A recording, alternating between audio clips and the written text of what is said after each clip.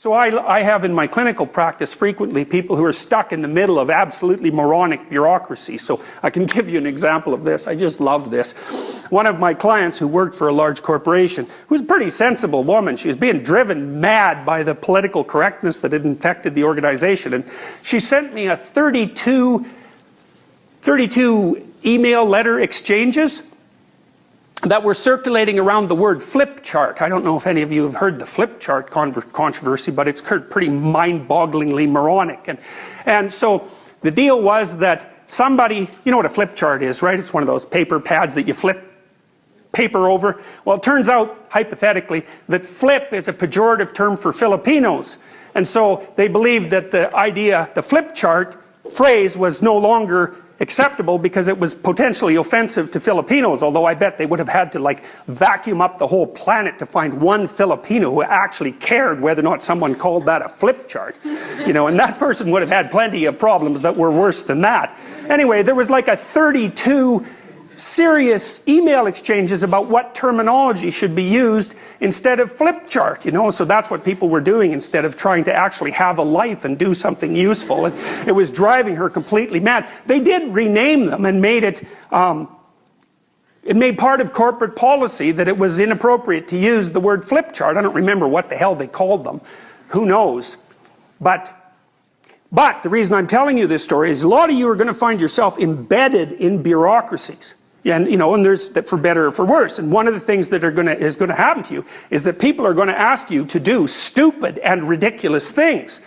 And the fact that they're asking you to do stupid and ridiculous things is going to do three things to you. One is it'll warp you so that you'll pretend that you agree with it, and then eventually you will, and like good, so much for your soul. And then the other thing is that it'll demotivate you because you'll think, why should I be like slaving away at this job when, you know, I'm being pecked to death by morons with stupid rules?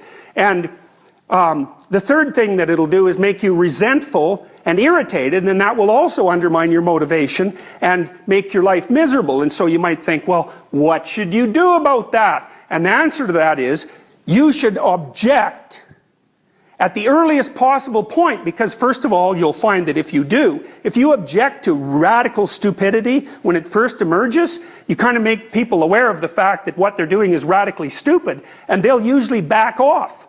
And so then they won't torture you to death.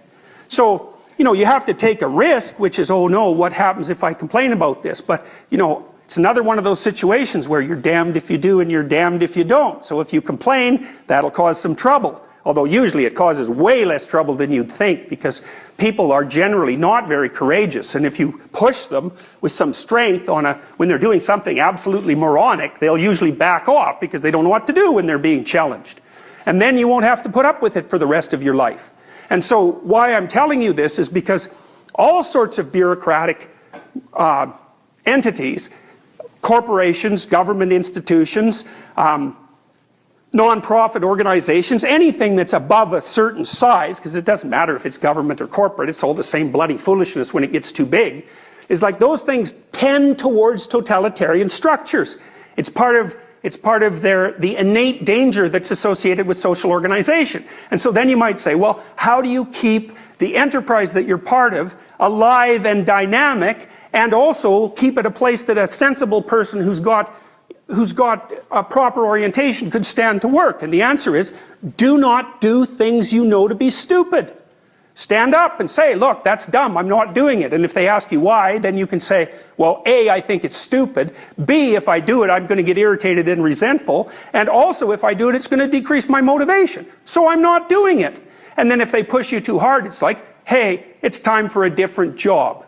And that might be the best thing that ever happened to you, because if the structure you're in is going in that direction and you can't stop it, it's like, get the hell out of there and find something else. So it's not that hard to find a job when you already have a job. That's another thing to keep in mind too. You know, whenever you're working, and you will be, especially in the world of today where jobs are relatively uncertain, is you should always have an escape route planned. And it should be active, because if you don't have an escape route and you can't get away, you can't say no. And if you can't say no, you can't bargain. And if you can't bargain, you're a slave. So that's how the world is set out at the moment. It's probably always been like that, but it's something that you really need to know.